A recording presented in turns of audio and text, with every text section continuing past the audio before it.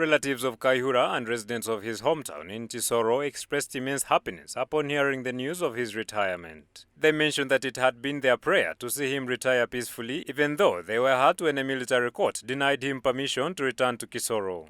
They eagerly await Kayihura's return home. When he comes to Kisoro, as a family, we shall be happy because we will be having things to share with him at the village as we used to do when he was still around. And as a family, even as a village, we shall also be happy because he will be bringing, he loves people and people loves him. So we shall be glad to be with him all the time. He will be with us. Michael Kwizera, a resident of Nyakabande sub-county, expressed the joy of Kayihura's retirement, stating that it was long overdue. He believes that Kayihura was a victim of false accusations made by his enemies and had not committed any crimes during his tenure. Kwizera added that Kayihura's arrest showed how much he was loved by people, especially those in Kisoro district, and emphasized that they have forgiven those responsible for his arrest. So today we are jubilating that he has delivered what he promised. Now wait for the next coming elections. NRM, we are going to vote 100%.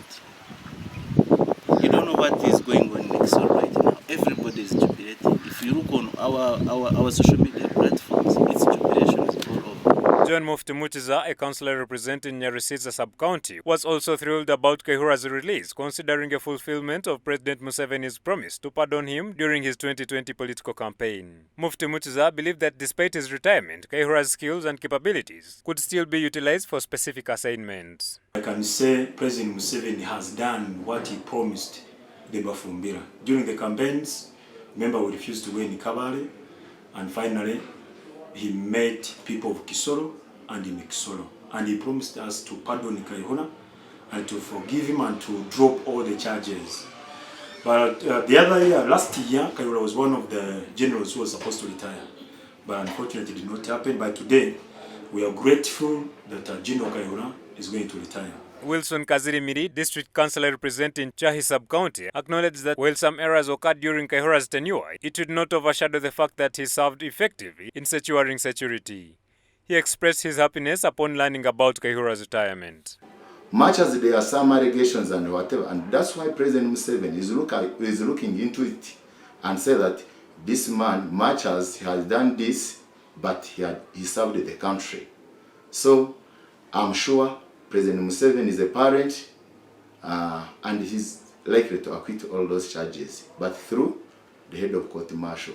And I thank all the Bafumbira, all other dignitary, all other leaders who are in government, because they played a big role, especially in pleading for this man, but especially General Muhoozi. General Kayihura faced charges of failure to protect war materials, failure to supervise police officers, and kidnapping, leading to his arrest in 2020. Despite these charges, he had been on bail since then. In his last days as IGP, Kayihura had proposed holding suspects with capital offences for 90 days before trial, aiming to gather substantial evidence for successful prosecution. After his arrest, Kayihura was detained at military police headquarters in Machindye for 78 days without trial. He was later arraigned at the court-martial and charged with 3 counts, including failure to protect war materials, failure to supervise specialized units under IGP's office, and aiding and abetting kidnapping.